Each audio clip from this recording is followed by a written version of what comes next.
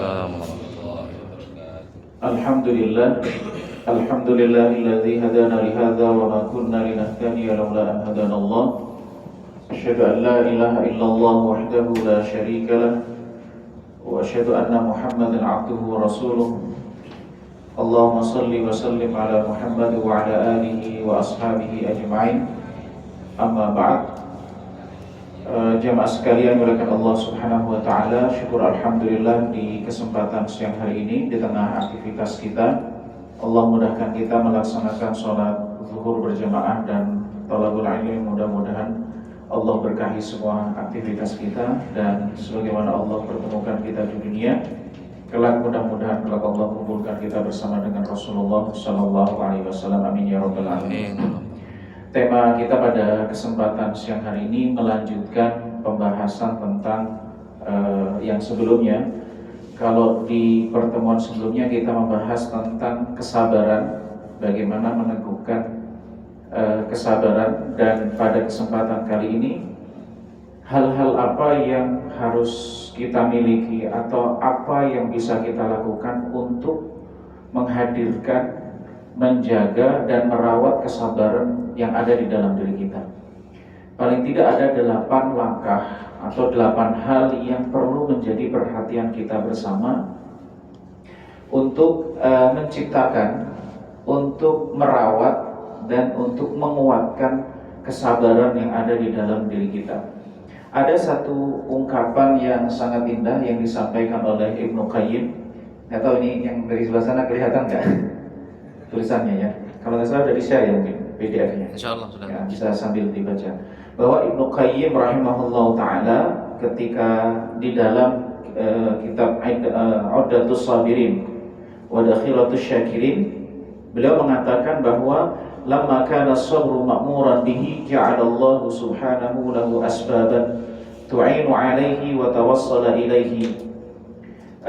Ketika Allah Subhanahu wa taala memerintahkan menjadikan kesabaran itu sebagai satu perintah, maka Allah akan menjadikan sebab-sebab yang membantu orang, yang menopang seseorang untuk bisa menjalankan perintah itu.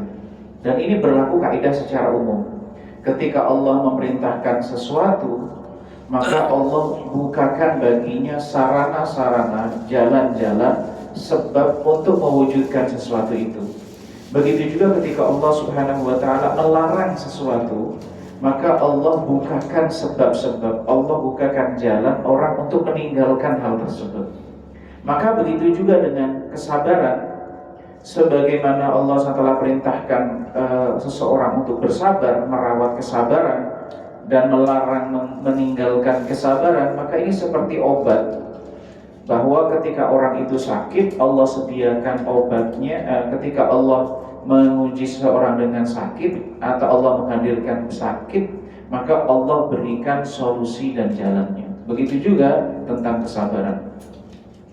Bahkan Ibnu Qayyim rahimahullah ta'ala juga mengatakan bahwa kesabaran itu meskipun berat, akan tetapi, dan berat dan tidak suka oleh jiwa, tetapi itu memungkinkan untuk diraih. Jadi ini hal yang penting bagi kita.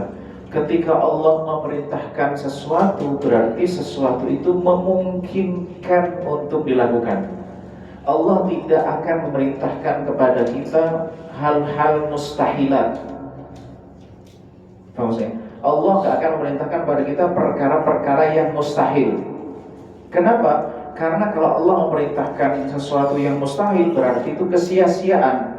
Sedangkan sifat Allah adalah maha sempurna. Maka ketika Allah maha sempurna, apa yang Allah perintahkan, apa yang Allah larang, apa yang Allah sampaikan, itu pasti ada manfaatnya. Di antara manfaat perintah untuk dilakukan, larangan untuk ditinggalkan. Tapi kalau perintah itu pada sesuatu yang mustahil, kan sia-sia. Nah, kesia-siaan itu akan kembali kepada Allah, dan itu gak mungkin. Karena kesia-siaan itu sifat kurang, dan gak mungkin sifat kekurangan itu dinisbatkan kepada Allah, karena Allah maha sempurna. Maka dalam hal yang berhubungan dengan kesabaran pun demikian, meskipun seseorang itu berat. Nah, pertama, jamaah sekalian, bagaimana seseorang itu bisa mempertahankan kesabaran? Karena pada pada dasarnya setiap orang itu punya rasa sabar. Bagaimana kesabaran itu terus dirawat, dipupuk, dihadirkan? Yang pertama adalah kalau Ibnu Qayyim itu menyebutkan bahwa tentang cara untuk mewujudkan kesabaran ini, kalau di awal tadi itu ada yang namanya teoritis dan praktis. Jadi sebab-sebab untuk orang itu bisa mempertahankan kesabaran, seseorang itu bisa menguatkan kesabarannya, meningkatkan kesabarannya. Karena ternyata kesabaran itu seperti skill, Pak. Jadi kesabaran itu bukan sesuatu yang given langsung orang diberikan seperti gelondongan atau gelondongan. Gelondongan dapat ya sudah begitu. Dia tidak berubah, tidak bertambah, tidak berkurang, tidak. Kesabaran itu seperti skill yang bisa diasah, terus tumbuh.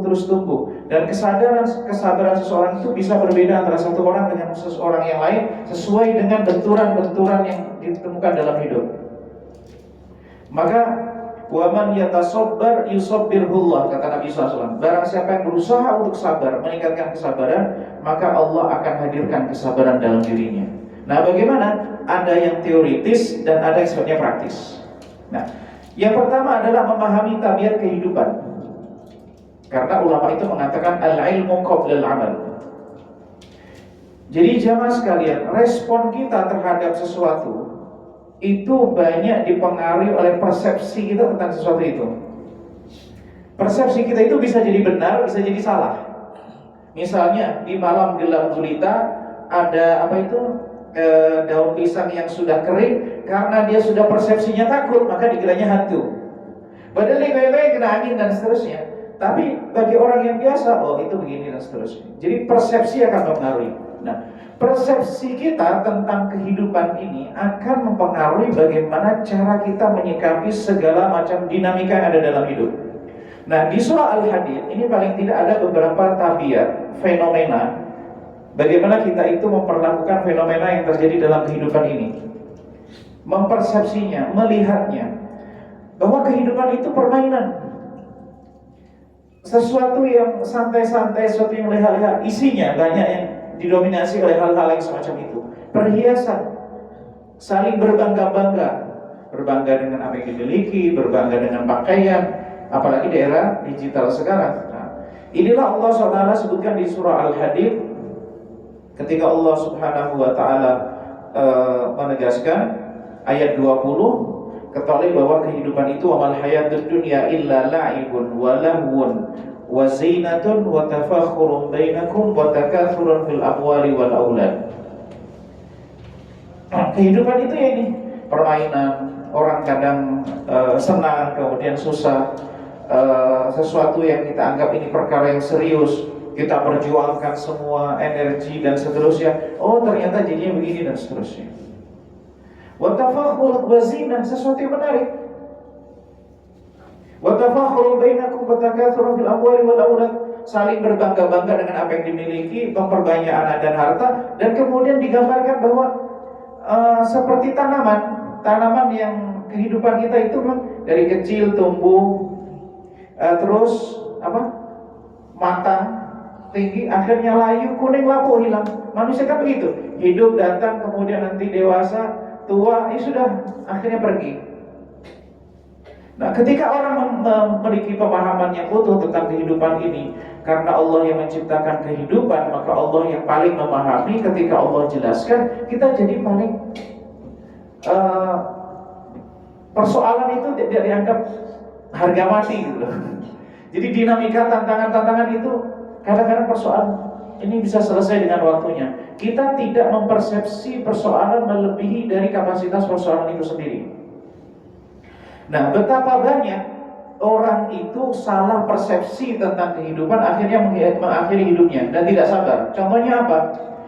Seorang laki-laki yang menjadikan orang yang dicintai adalah segala-galanya, atau hartanya adalah segala-galanya, karirnya segala-galanya. Akhirnya apa? Bunuh diri. Maka Nabi SAW berpesan, la yatamanna ahadukum al-maut. Janganlah kalian itu menginginkan kematian. Tapi kalau memang situasi yang sangat berat sehingga begitu, maka berdoalah, Allahumma ahyini In kanatil hayatu khairan li, ya Allah hidupkanlah aku seandainya kehidupan itu lebih baik. Tapi kemudian dimatikan ketika kematian itu lebih baik. Jadi yang dicari tetap yang terbaik. Kemudian dengan kehidupan ini Nabi SAW juga menggambarkan dengan keimanan, ajaban li amril mu'min.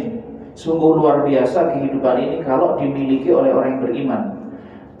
Dan ini hanya berlaku bagi orang yang beriman.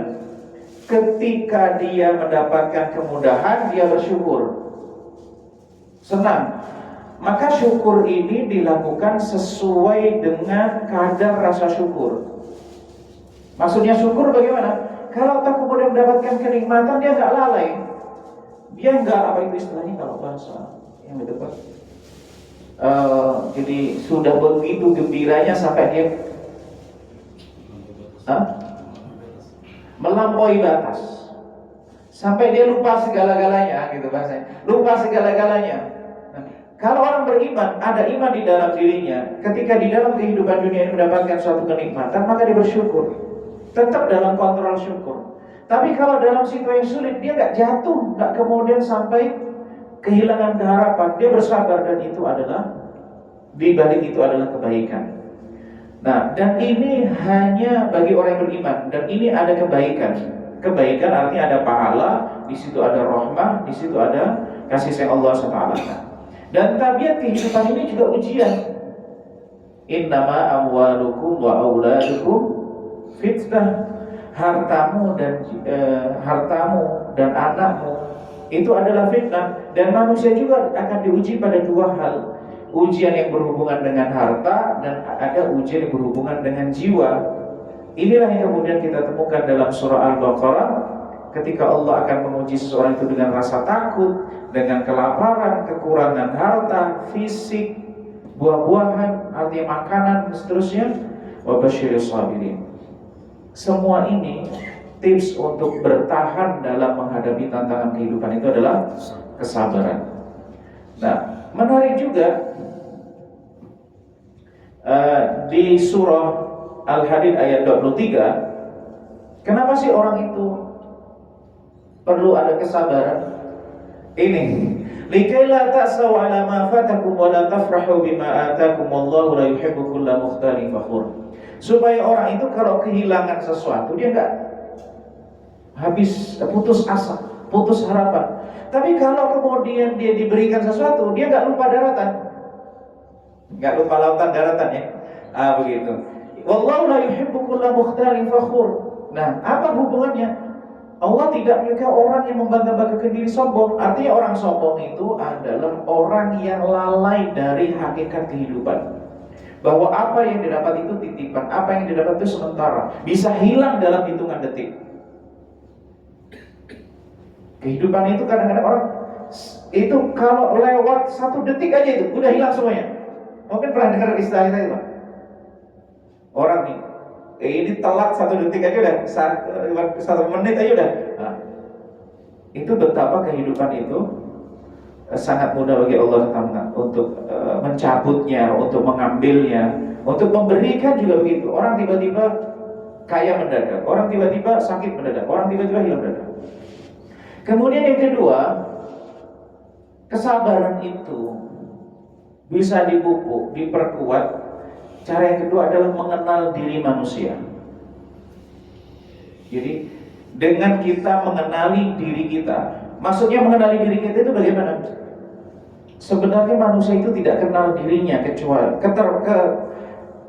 kenalnya seseorang dengan diri manusia itu terbatas, Pak. Kenalnya kita dengan diri kita itu, apalagi dengan orang lain, itu sangat terbatas. Ada hal-hal yang kita membutuhkan Allah Subhanahu wa ta'ala untuk memperkenalkan diri kita terhadap kita. Nah, semakin kita mengenali diri kita, maka itu sebagai sarana untuk menghadirkan kesabaran. Dalam konteks apa? Pertama, bahwa manusia itu hadir di muka bumi ini. Kalau nggak ada wahyu, kita itu nggak tahu kenapa kita itu dulu siapa, kemana, mau kemana, untuk apa, dan seterusnya. Maka melalui wahyulah kemudian Allah Subhanahu wa taala menjelaskan bahwa kehadiran kita itu untuk ibadah. Wa ma khalaqtul jinna wal insa illa liya'budun. Maka kalau kemudian ada dinamika dalam hidup dan seterusnya, ya memang hidup ini bukan untuk darul jaza. Hidup ini bukan untuk dapat balasan. Kan di dalam konsep kehidupan dalam Islam itu ada darul amal, ada darul jaza. Hidup di muka bumi ini darul amal. Yang namanya saja tabiatnya dari darul amal. Amal itu ya ta'ab, amal itu ya capek. Amal itu adalah mengeluarkan energi, tenaga, pikiran. Sedangkan darul jaza itu di akhirat. Karena memang ada sebagian berkeyakinan di dunia itu langsung akan mendapatkan apa yang dia lakukan. Kemudian yang kedua adalah eksistensi manusia itu sebagai khalifah, mengelola alam semesta ini. Wa ma khalaqtul wa idh qala rabbuka lil malaikati inni ja'ilun fil ardi khalifah. Orang itu semakin penting, orang semakin berharga, semakin berat bebannya. Nah, kemudian juga kehidupannya adalah amanah. Amanah itu beban. Dan beban itu membutuhkan kesabaran. Inna aradna al-amanata 'ala samawati wal ardi wal jibali fa abaina an yahmilnaha wa syaqna minha wa hamalaha al-insan. Amanah ditawarkan kepada langit, bumi, gunung-gunung, semuanya enggak sanggup. Wa hamalaha al-insan. Lalu kemudian dibawa manusia. Dan amanah itu beban. Yang kemudian amanah inilah peran mengelola alam semesta ini adalah sebagai misi kehidupan. Kemudian ibadah itu sebagai visi utamanya. Tabiat manusia kita ini semuanya secara umum, innal insana khuliqa halu'a. Manusia itu berkeluh kesah. Masuk keluh kesah. Libur keluh kesah. Ada pekerjaan capek, enggak ada pekerjaan capek. Ada anak capek enggak? Enggak ada anak. Jadi kehidupan itu begitu. Tidur capek, enak. enak. Kelamaan tidur, terus tidur. Wah itu. Innal insana khuliqa halu'a. Idza masyahu syarru jazua. Kalau mendapatkan kemudahan dia berkeluh kesah. Wa idza masalu khairu manwa. Kalau dapat kemudahan lalu dia enggak mau. Illal musallin. Kecuali orang-orang yang memang sholat, kemudian dia sholat konsisten dan seterusnya pada ayat-ayat yang berikutnya. Tapi memang tabiat manusia itu berkeluh kesah. Jadi kalau kawannya hari ini kok capek banget atau keluh kesah, ya emang dia manusia berarti, bukan malaikat gitu. Pokoknya selama manusia, artinya apa? Kalau kita itu ada keluarga, anak, istri ataupun berkeluh kesah, ya memang dia manusia, nikah dengan manusia, bukan nikah dengan malaikat, nikah bukan dengan bidadari. Kalau kemudian anaknya berkeluh kesah, kawannya berkeluh kesah, ya memang manusia begitu, sabarlah menghadapi kawannya yang berkeluh kesah. Oke. Am hasibtum an tadkhulul jannata wa lamma ya'tikum mathalul ladzina khalu min qablikum. Orang-orang terdahulu itu diuji oleh Allah dengan berbagai macam tabiatnya.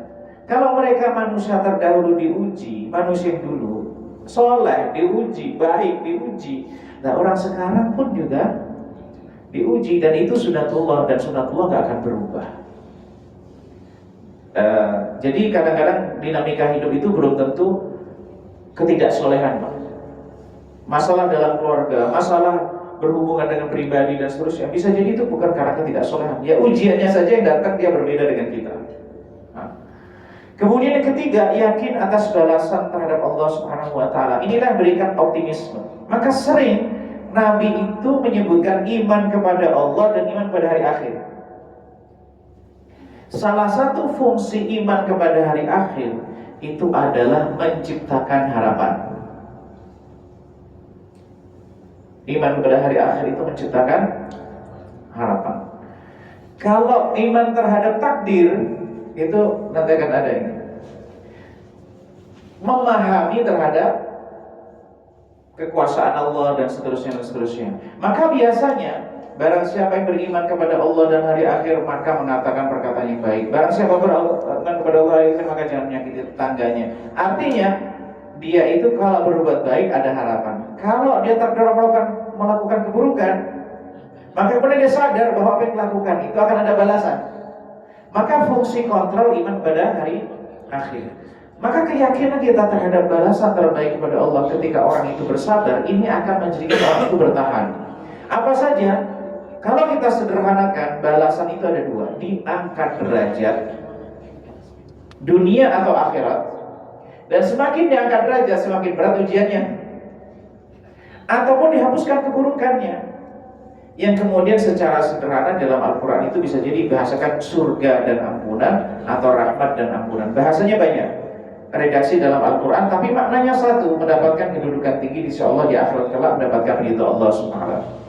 Coba Nabi SAW menegaskan begini. Ini hadis ini memberikan satu harapan ketika kita sedang dalam situasi sulit. Diriwayatkan oleh Abu Hurairah radhiyallahu taala anhu, tidaklah seorang muslim itu mayusibul muslima min nasabin wala wasabin wala hammin wala huznin wala adza wala ghammin hatta syauka yushakuha illa kafarallahu biha min khataya. Kalau orang itu mendapatkan kesulitan, capek di fisiknya atau di fisiknya ataupun di batinnya, ditimpa kesulitan, rasa sakit, khawatir, sedih, kemudian kegelisahan dan seterusnya, bahkan sampai duri yang menaik kakinya, itu akan menjadi sebab ampunan dosa. Maka jemaah sekalian, beriman, iman itu membuka pintu banyak kebaikan. Iman asyhadu an la ilaha illallah wa asyhadu anna muhammadar rasulullah, itu membuka banyak kebaikan. Apa diantaranya? Kesulitan, kegundahan, kesedihan yang didapat itu jadi sebab ampunan. Tapi syaratnya adalah menjadi orang muslim, beriman. Kalau tidak muslim bagaimana? Ya, wallahu a'lam. Gitu. Yang kita bahas adalah orang yang beriman, orang yang muslim. Dia akan menjadi sebab ampunan segala kesulitan. Maka kalau kemudian inilah yang kemudian motivasi semacam ini menjadikan orang bersabar ketika ada masalah, ketika ada orang mencaci dan seterusnya, atau orang tidak terima, atau bahkan sikap dari anak, sikap dari lingkungan dan seterusnya, menjadi sebab ampunan. Nah, ini saya rasa semuanya yang di sini suka. Ada satu hadis Nabi SAW. Ini Pak, kalau yang tadi masih kurang, yang ini mudah-mudahan tidak kurang. Jadi kalau ada orang mampu menahan emosi, marah, menahan emosi, dan dia itu bisa meluapkannya, misalnya ini piring, mau ini begitu, tapi dia tahan, maka nanti pada hari kiamat da'ahullahu ala ru'usil khalaiqi yaumal qiyamah. Nanti pada hari kiamat dipanggil di hadapan publik. Kayak award gitu, gitu dia. Jadi ini orang dapat award. Kalau bahasa kita duniawinya ya, di hadapan makhluk-makhluk yang manusia yang lainnya, hatta yukhayyirahullahu fi ayyir huril aini masya. Lalu dia memilih bidadari yang dia sukai. Jadi kalau mau marah emosi, jangan bidadari saya jadi hilang gitu. Jadi gitu. Ini motivasi Pak. Ya? Cemburu itu kan kekurangan Pak. Jadi orang kalau cemburu itu kan jadi kekurangan, sedangkan di surga itu nggak ada kekurangan. Nah gitu ya. Orang di surga cemburu nggak? Pertanyaannya, cemburu itu sesuatu menyenangkan atau sesuatu tidak menyenangkan? Sedangkan di surga adalah sesuatu menyenangkan. Gitu. Menyenangkan bagi siapa? Laki-laki menyenangkan, perempuan menyenangkan. Maka satu yang menjadi problem, kalau kemudian sesuatu yang gak menyenangkan di dunia itu diukur terhadap sesuatu di akhirat. Sama halnya orang itu mensifati Allah, membayangkan Allah sebagaimana dia mengukur dirinya sebagai manusia. Itu juga salah. Sebagaimana orang juga mengukur akhirat dengan persepsi dunia. Bahkan buahnya sama, kalau buah-buahan itu sama, tapi hakikatnya beda. Maka termasuk begitu. Jadi kalau mau marah, ingat hadis ini Pak. Milih melampiaskan marahnya, kehilangan kesempatan, atau menahan amarah, dapat peluang. Gitu ya. Oke. Kemudian diriwayatkan Abu Hurairah radhiyallahu taala anhu bahwa ini hadis qudsi, yaqulullahu taala, Rasulullah SAW itu menyampaikan bahwa Allah mengatakan, hadis qudsi namanya, "Ma li 'abdil mu'min 'indi jaza", tidak ada satu balasan bagi hamba beriman dariku, idza qabattu safiyyuhu, kalau kemudian kekasihnya aku ambil, anaknya aku ambil, min ahli dunia, tsumma ihtasabahu, lalu dia berharap pahala dari Allah ketika diambil kekasihnya, ketika diambil anaknya, lalu dia berharap ridha dari Allah, berharap pahala dari Allah, maka balasan baginya adalah surga. Ini motivasi, harapan di balik setiap kesulitan. Kemudian yang keempat, ini bagian dari upaya kita memperkuat tingkat kesabaran kita, bahwa yakin akan datang solusi. Apa buktinya? Allah Subhanahu wa taala menegaskan, la yukallifullahu nafsan illa ma ataha, sayaj'alullahu ba'da usri yusra. Allah itu gak akan membebani seseorang itu kecuali sesuai dengan kemampuan, kapasitasnya. Allah udah ukur ini makhluk. Makanya setiap orang itu beda cobaannya. Dan orang itu bisa jadi kondisi, ada orang kalau Ibnu Qayyim itu menarik di buku-bukunya, saya anjurkan membaca buku tentang beliau. Ada orang itu yang memang kuat ketika diuji dalam kesulitan, tapi kalau kemudahannya nggak kuat. Ada orang kuat diuji dengan kemudahan, tapi kalau diuji dengan kesulitan dia nggak kuat. Ada juga orang yang nggak kuat diuji sulit, diuji mudah juga nggak kuat. Jadi kalau sulit banget nih, sulit bebannya berat banget, dia nggak kuat. Kalau mudah banget kehidupannya serba kecukupan seperti kelebihan harta, dia juga nggak kuat. Maka dia ditaruh di tengah-tengahnya. Tapi ada juga orang yang diuji dalam situasi yang sulit kuat, diuji dalam situasi mudah adalah kuat. Itulah Rasulullah SAW. Dalam kondisi apapun beliau diuji adalah kuat. La yukallifullahu nafsan illa ma ataha. Termasuk syariat itu ketika dibebankan kepada manusia, baik berhubungan dengan muamalah, berhubungan dengan ibadah, itu sebenarnya sudah terukur dengan kadar manusia. Sehingga tidak ada alasan bagi manusia nanti ketika di akhirat tidak taat kepada ketetapan Allah SWT. Saya ja'alullahu ba'da usri yusra. Allah akan jadikan kemudahan setelah kesulitan. Fa inna ma'al usri yusra. Bersamaan dengan kesulitan dan kemudahan, inna ma'al usri yusra. Karena ada bersamaan dengan kesulitan dan kemudahan. Cuma kita tahu mana yang mudah setelah ada kesulitan. Tahu yang sulit ketika melihat juga mana yang mudah. Tapi Allah Subhanahu wa taala itu jelas gini, kaidah penting jemaah sekalian. Allah itu tidak ingin mempersulit hambanya. Itu kaidah penting. Allah enggak ingin mempersulit hambanya. Ibadah itu bukan untuk mempersulit, tapi untuk kemaslahatan kita. Yang kelima, nah ini yang tidak kalah pentingnya. Ini praktis nih. Kalau tadi kan hal-hal yang sifatnya teoritis, ini yang non praktis. Mohon pertolongan kepada Allah.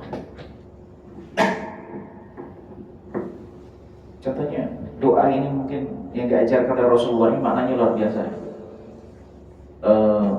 Allahumma inni ala dzikrika wa syukrika wa husni ibadatika. Baik itu dibaca setelah sholat ataupun ketika sebelum salam, tidak menjadi masalah di antara keduanya.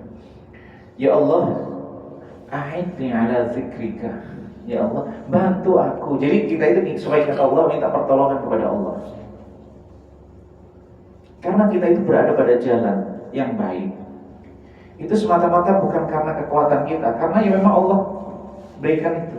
Kalau kita digoda dengan sesuatu yang belum tentu kuat, kadang-kadang gitu. Maka Allahumma inni ala dzikrika wa syukrika husni ibadatika.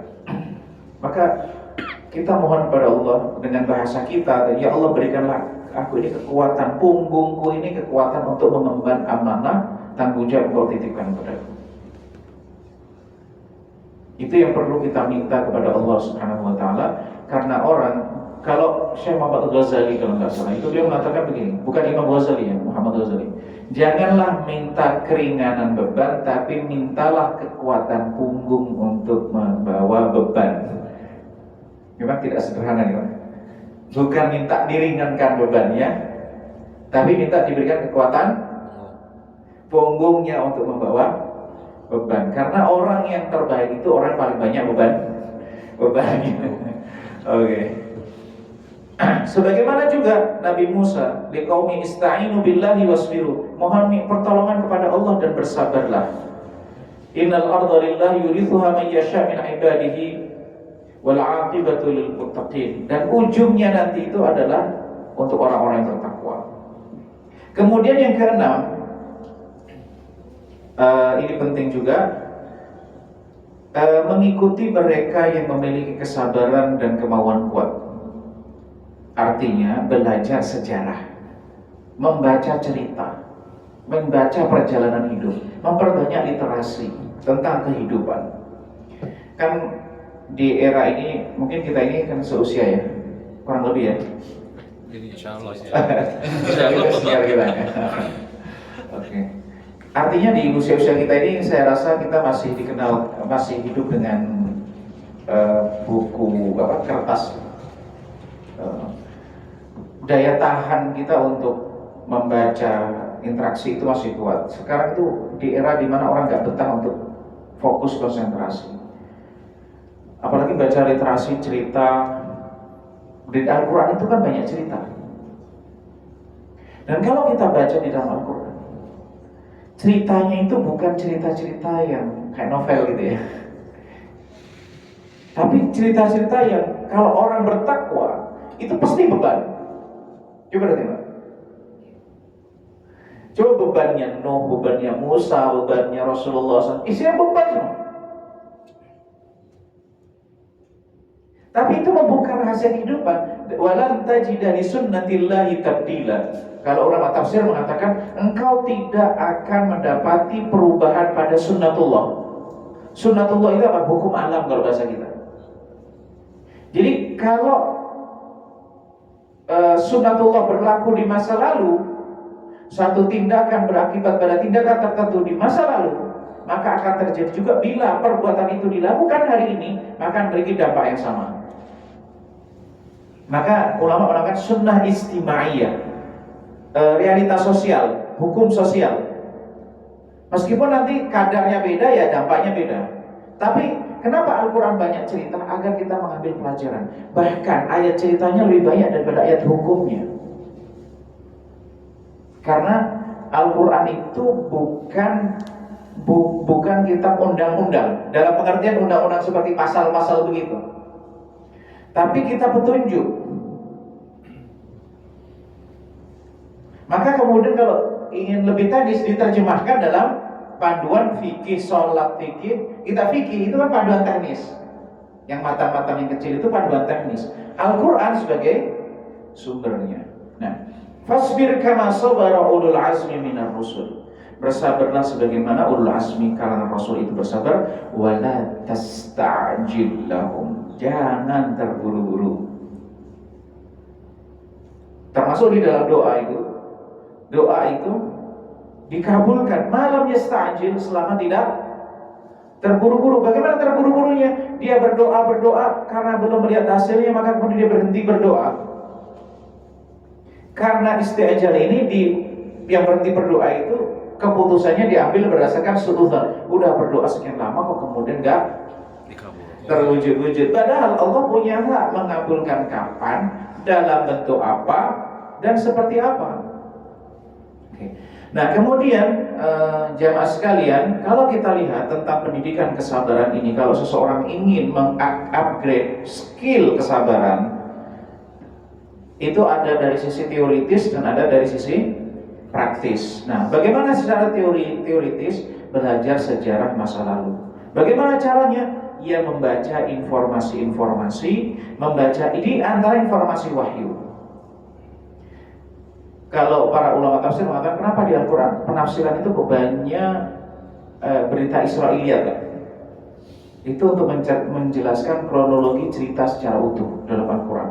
Kalau Al-Quran itu kan singkat-singkat begitu. Nah, cerita utuhnya biasanya dibantu dengan riwayat Israiliyat. Tapi riwayat Israiliyat itu kadang-kadang juga ada yang aneh-aneh yang bermasalah, yang namanya Ahlul Kitab pada waktu itu. Kemudian informasi wahyu, maka ini pentingnya tilawatul Quran. Kenapa pentingnya kita baca Quran? Selain dia itu kita ibadah dalam cara membaca, tapi juga memberikan masukan informasi ke dalam pikiran kita. Maka penting jamaah sekalian kalau kita itu baca, selain baca Quran, paling tidak 1-2 ayat kita pahami terjemahannya.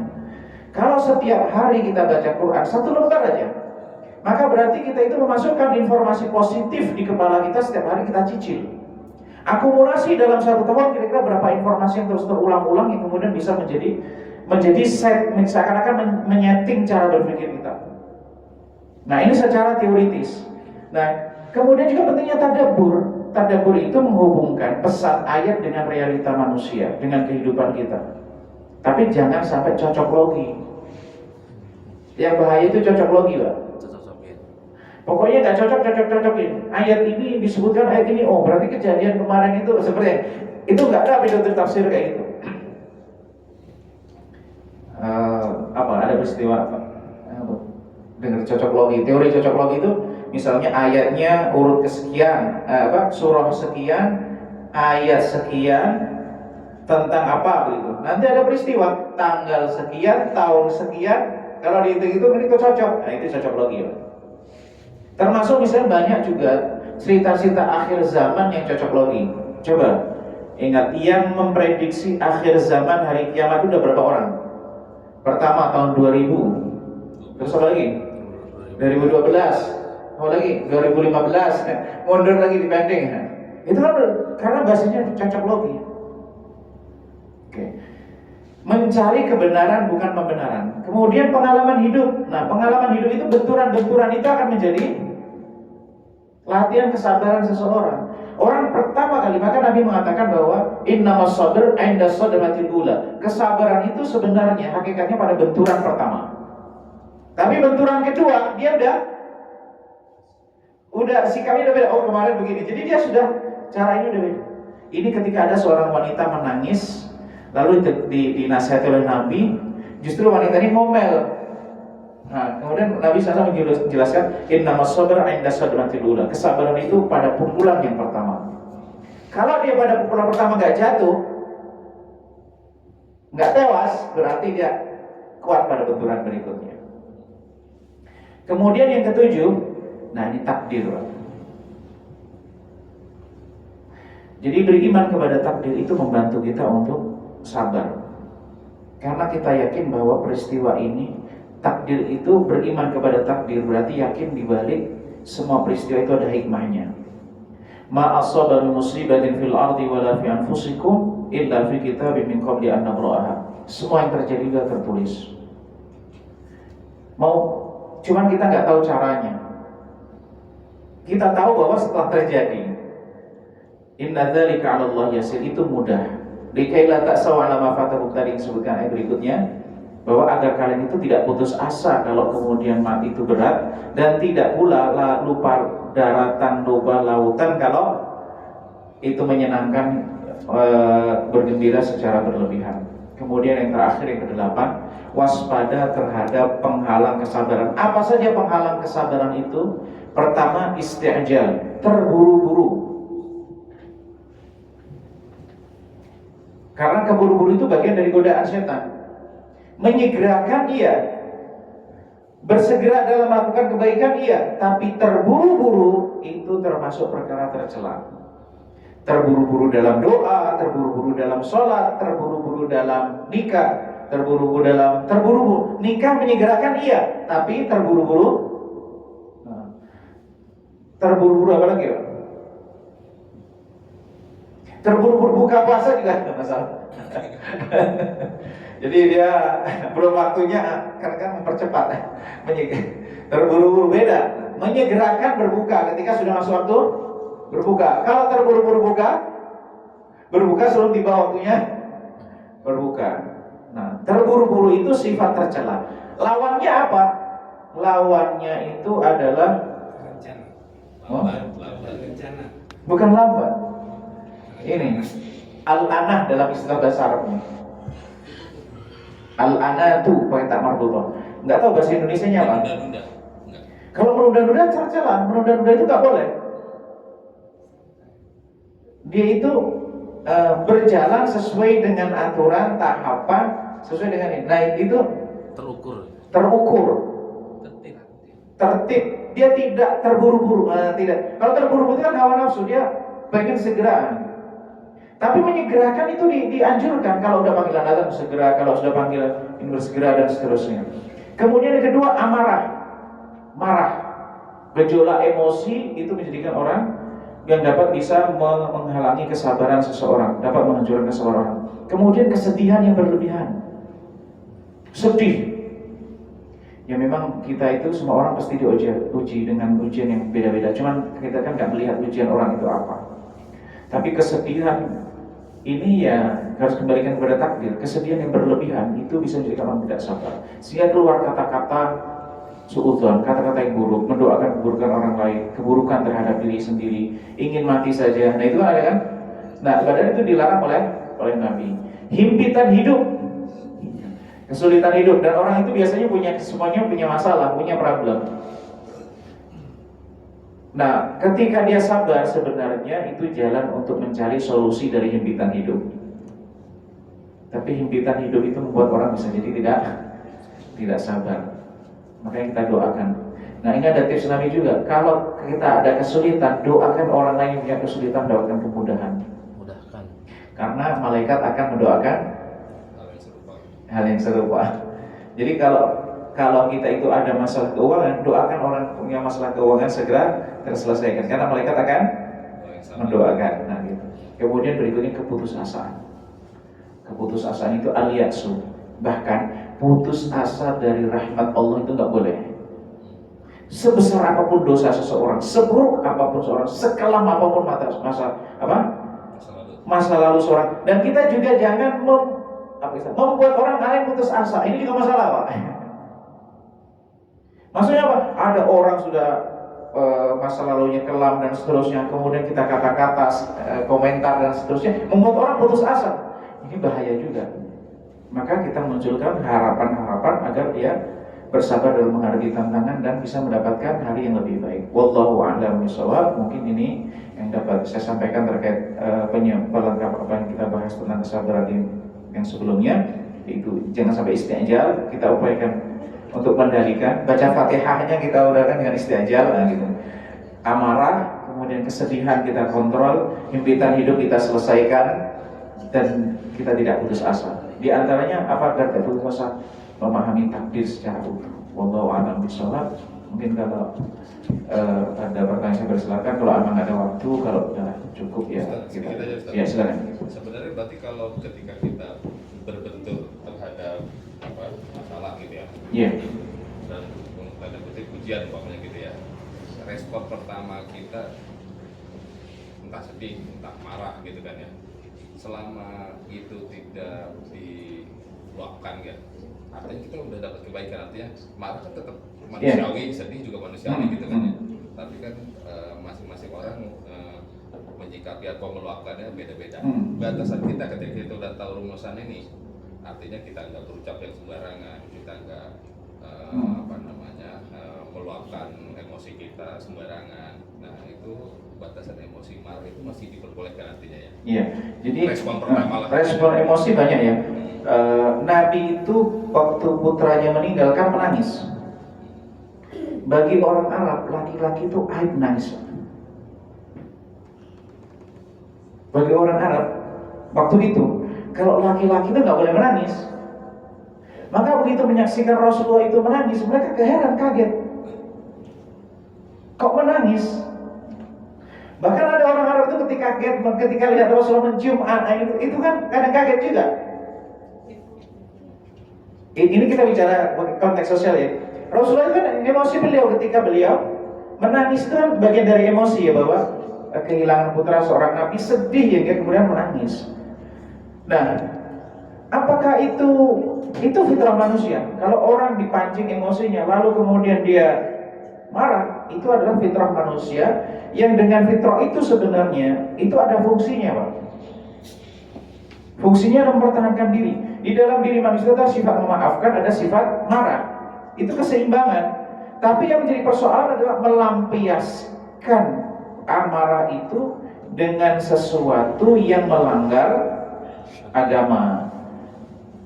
Nah, itu yang dipersoalkan. Misalnya apa? Keluar kata-kata kotor, lalu kemudian merusak, menzalimi orang dan seterusnya, itu kan dosa. Nah, kalau dia emosi, lalu kemudian dia tahan, lalu berusaha untuk mengingat Allah dan seterusnya, itu jadi sebuah pahala. Nah, itu Allah SWT memberikan bonus bagi orang yang beriman begitu. Karena dengan upaya dia menahan emosi itu, di situ Allah SWT memberikan itu beban, Pak. Dan al-ajru ala qadril jaza. Pahala itu berurus dengan jelasnya. Berarti maksudnya bahasa itu bukan enggak boleh marah. Marah kan tetap manusiawi kan. Sedih juga melekat manusiawi gitu kan ya. Yang enggak boleh melampiaskannya dengan cara yang salah gitu ya. Iya, yang tidak boleh itu adalah melampiaskannya dengan cara yang salah, baik perkataan maupun perbuatan. Adapun reaksi itu terjadi juga pada masa sahabat. Bahkan kan Usama itu pernah secara emosional ya, ini lawan ini udah kalah, bersyahadat wajib, tapi itu dimarahin oleh Nabi.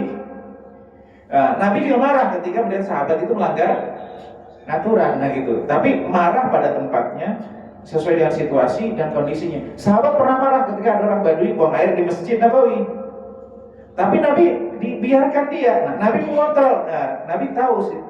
Maka wawasan, cara pandang, informasi yang banyak itu membantu orang untuk lebih bijak dalam menyikapi masalah. Akhirnya dia bisa mengendalikan emosi. Wallahu a'lam bishawab gitu. Nah, cukup kita oke. Ya. Yang mengenai amarah tadi, nggak salah tadi berasanya itu ya dari lagi-lagi. Rupanya itu ya. Kalau itu suka ada tips praktis itu, ada yang bilang 10 detik nggak usah ngomong dulu gitu. Itu tips praktis seperti itu. Oh iya, kalau Nabi SAW itu pernah ada seorang sahabat itu marah, mukanya ada sahabat marah begitu, sama Nabi suruh ta'awudz. A'udzubillahi minasyaitonirrajim. Untuk ta'awudz, untuk menghilangkan amarah. Kalau dia sedang duduk, dia berdiri. Kalau berdiri, dia berjalan. Atau paling tidak kalau sudah marah, dia bisa berwudu. Karena setan itu adalah dari api, sedangkan berwudu adalah air yang itu akan mendinginkan. Itu berarti praktis ketika seorang sedang bergejolak emosi, sehingga dia beralih dari satu kondisi itu kan, sehingga dia ketegangan itu akan beralih sehingga emosinya bisa lebih ini. Itu tips praktis ya, mulai istighfar, ta'awudz, bisa berwudu, bisa beralih posisi, bisa meninggalkan tempat dan seterusnya, bisa menjadi tips agar seseorang itu tidak bisa mengendalikan emosi. Wallahu a'lam. Kita tutup majlis. Subhanallahi bihamdika, asyhadu an la ilaha illa anta, astaghfiruka wa atubu ilaik. Assalamualaikum warahmatullahi wabarakatuh. Waalaikumsalam.